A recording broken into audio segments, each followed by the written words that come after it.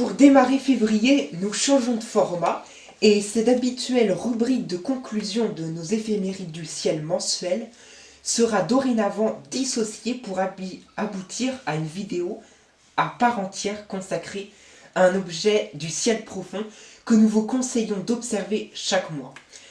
Et ce mois-ci, nous vous conseillons NGC 3242.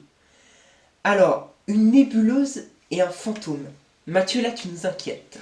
Voilà, alors c'est un objet effectivement qui se trouve dans la constellation de l'Hydre, un personnage mythologique tout aussi inquiétant, et qui se situe à une distance d'environ 4780 années-lumière, donc entre 4500 et 5000 années-lumière. À partir de ces distances-là, ça commence à être un peu difficile de donner une distance précise. La magnitude apparente visuelle de cette nébuleuse, c'est de plus 7,7, voire plus 8,6, ça dépend des sources. Toujours est-il que ce n'est pas observable à l'œil nu. Les dimensions donc, de cette nébuleuse réelles sont d'environ 1,5 années-lumière, donc c'est quand même une nébuleuse qui est très vaste. Apparente visuelle, déjà beaucoup moins vaste, 1,07 minutes d'arc, voire 40 secondes d'arc, donc là encore ça dépend des sources. En tout cas, c'est une nébuleuse qui a été découverte le 7 février 1785 par William Herschel. Tiens donc, un astronome amateur qu'on connaît très bien pour avoir découvert en particulier la planète Uranus. Alors, c'est une nébuleuse qui a également été observée par John Herschel, donc le fils de William Herschel, dans la décennie 1830 en Afrique du Sud, à l'Observatoire royal du Cap de Bonne-Espérance, qui avait été fondé une dizaine d'années plus tôt et qui fut d'ailleurs le premier observatoire d'Afrique du Sud. John Louis-Émile Dreyer l'intégrera dans son célèbre catalogue NGC en 1888 sous l'entrée NGC 3242. Alors, fantôme de Jupiter, pourquoi ce surnom ?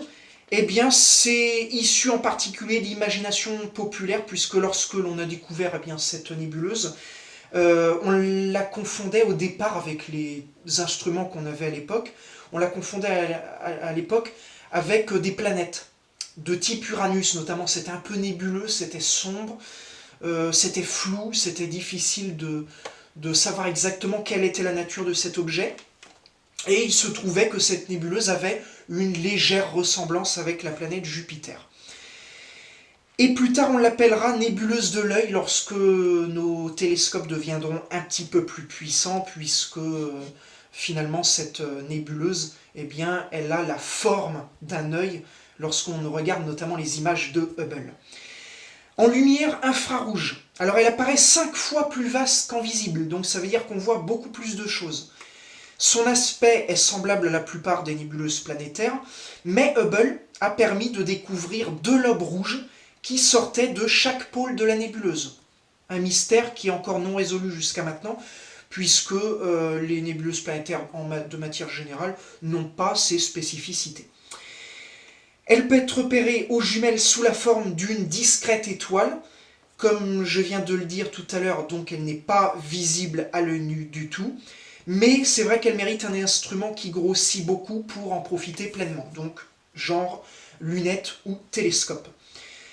Son étoile centrale, car elle en possède une, c'est une naine blanche, donc une étoile morte, qui est de magnitude plus 11,4. Donc là, même pas accessible aux jumelles, il faut un bon télescope pour ça. Enfin, même un petit télescope, on peut déjà l'apercevoir, mais il faut quand même un bon ciel. Avec un matériel à peine supérieur, on peut discerner la couleur du disque gazeux, qui est approximativement vert d'eau. Et avec de gros télescopes, on commence à diviser la nébuleuse en plusieurs structures. On a une coquille de gaz qui entoure l'étoile centrale, et qui va se dédoubler en 2 anneaux superposés l'un à l'autre. Le tout est enveloppé dans un halo externe. Un revenant observé en février, donc, en attendant le retour dans le ciel de la vraie Jupiter cette fois-ci. Merci Mathieu. Et bonnes observations aux chasseurs de spectres.